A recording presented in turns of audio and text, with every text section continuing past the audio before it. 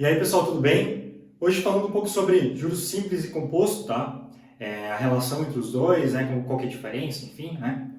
Aqui, basicamente, a gente tem a equação dos juros simples e a equação dos juros compostos, tá? A gente consegue observar que aqui, né, se a gente for botar no gráfico, tem uma tendência linear, tá? E aqui uma tendência exponencial, né? Por conta da onde está o componente t, né, que é o nosso tempo. E aí a gente tem um exemplo para conseguir colocar em prática e ficar mais fácil de entender cada juros, tá? Considerando que eu emprestei R$10, né, meu capital é R$10, 5% ao mês a nossa taxa e um tempo de 3 meses, tá? Aqui é muito importante, tá? A taxa e o tempo que tem que pagar tem que estar no mesmo período, tá? Se é mês, se é ano, se é dia, beleza? E uma coisa muito importante, essa relação dos juros simples aqui, essa é a parte dos juros, tá? É o meu capital vezes a minha taxa de juros vezes o tempo que eu vou pagar, tá? Uma coisa muito importante assim de perceber no juros simples, que ele é baseado sempre na questão do capital, tá? Ele não vai mudando, ele não é juros sobre juros. Juros sobre juros é no próprio juros composto, tá? Mas aqui no exemplo, tá? Então, para a gente atingir o nosso montante final, tá? Então, aqui considerando R$10 é o nosso capital, né? Considerando R$10. Aí aqui, então, R$10 vezes a taxa de juros, então 5%, então tem que ser 5 sobre 100, vezes 3. Isso dá 11,50. Isso aqui, ó, foi sempre baseado nesse valor de R$10, tá? O foco é os R$10, tá? Ou seja, no final ele vai pagar R$10 mais 1,50, tá? Então, se a gente dividisse isso ao mês, ele teria que pagar 50 centavos ao mês. Para daí no final, né?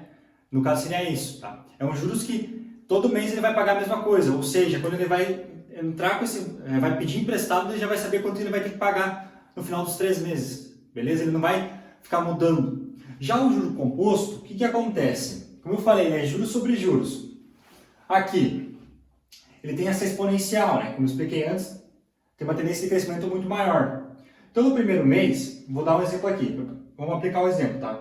Ou seja, tem que ser 3 vezes essa taxa de juros, tá? Essa parte de juros. Ou seja, no primeiro mês, ele vai focar nessa questão dos R$10. Então, ele vai multiplicar pelos R$10. Então, 10 vezes esse primeiro mês. Isso já dá R$10,50. Opa!